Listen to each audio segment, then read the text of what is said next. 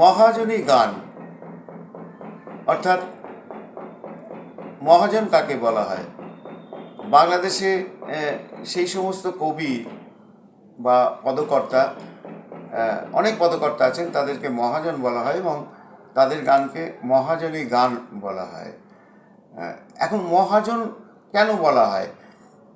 তার অনেক কারণ আছে। তার মধ্যে একটি বিশেষ কারণ হলো সেই সব পদকর্তা বা সেই সব শিল্পী, সঙ্গীত শিল্পী অর্থাৎ লোকশিল্পী, যারা গানের শেষে নিজেদের নামকে ব্যবহার করেন, তাদেরকে মহাজন বলা হয় এবং তাদের গানকে মহাজনী গান বলা হয় এবং সেই মহাজনী গান আমরা পেয়ে থাকি। যেমন ধরুন লালনের গান, শাহ আব্দুল করিম আছেন, উকিল মুন্সি আছেন, ভবা পাগলা আছেন, এইরকম আরও অনেকে আছেন।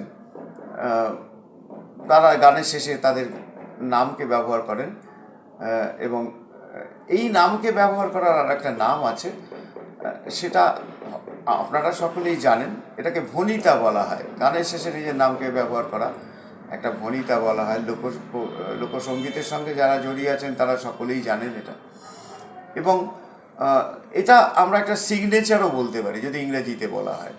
যেমন চিত্রশিল্পী তার চিত্র আঁকেন এবং শেষে নিচে ছোট করে তার একটা সই ব্যবহার